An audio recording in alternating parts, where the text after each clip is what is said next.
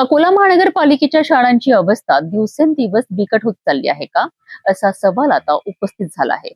एकीकडे विद्यार्थ्यांना दर्जेदार शिक्षण आणि मूलभूत सुविधा देण्याचे दावे केले जात असताना दुसरीकडे मनपा शाळांमधील विद्यार्थ्यांची संख्या सातत्याने घटत असल्याचा आरोप करण्यात आला आहे.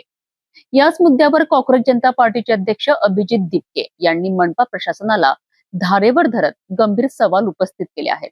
अकोला महानगरपालिकेच्या शाळांमध्ये विद्यार्थ्यांना चांगले शिक्षण मिळण्यासोबतच स्वच्छ आणि सुरक्षित वातावरण, आवश्यक शैक्षणिक सुविधा आणि मूलभूत सोयी मिळणे गरजेचे आहे. मात्र मनपा शाळांची सध्याची परिस्थिती पाहता या सुविधांबाबत अनेक प्रश्न उपस्थित होत आहेत.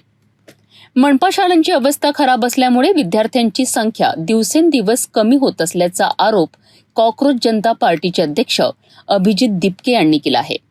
शाळांमध्ये आवश्यक त्या सुविधा उपलब्ध करून देणे, स्वच्छतेकडे लक्ष देणे आणि शिक्षणाचा दर्जा सुधारणे याकरिता मनपा प्रशासनाने ठोस पावले उचलण्याची गरज असल्याचे दीपक यांनी म्हटले आहे. याच पार्श्वभूमीवर अकोल्यातील मनपा शाळा क्रमांक 11ची स्थिती ही चर्चेत आली आहे. या शाळेतील परिस्थिती पाहता विद्यार्थ्यांना चांगले शिक्षण वातावरण आणि आवश्यक सुविधा कधी मिळणार असा सवाल उपस्थित केला जात आहे.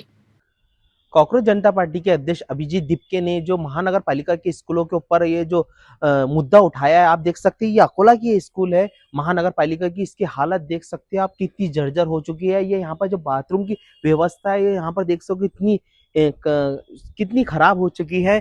और जो ये महानगर पालिका के स्कूलों के अंदर के बच्चों की जो संख्या है वो काफी हद तक यहाँ पर कम हो चुकी है। और यहाँ पर महानगर पालिका के कुछ कार्यालय भी है यहाँ पर, ये स्कूल के अंदर जो चलते हैं। आप देख सकते हैं तस्वीरों के अंदर के इसकी हालत कितनी खराब हो चुकी है। यहाँ पर जो पूरी दीवारों के ऊपर जो सेवाल लग चुका है, इसके यहाँ पर आप देख सकते हैं तस्वीरों के अंदर ये जो स्कूल है, ये 11 नंबर महानगर पालिका की स्कूल है। और स्कूल की जो हालत है ये बहुत खस्ता हालत हो चुकी है। मैं अकोला से गुलाम मोहसिन, सिटी न्यूज के लिए। मनपा शाळांकडे विद्यार्थ्यांचा ओढा कायम ठेवायचा असेल तर केवळ इमारती उभ्या करून चालणार नाही, तर शिक्षणासोबतच स्वच्छता, सुरक्षितता आणि मूलभूत सुविधांवरही भर देणे आवश्यक आहे. आता मनपा प्रशासन या आरोपांची किती गांभीर्याने दखल घेते आणि शाळा क्रमांक 11 सह इतर मनपा शाळांच्या परिस्थितीत सुधारणा करण्याकरिता कोणती ठोस पावले उचलते याकडे सर्वांचे लक्ष लागले आहे.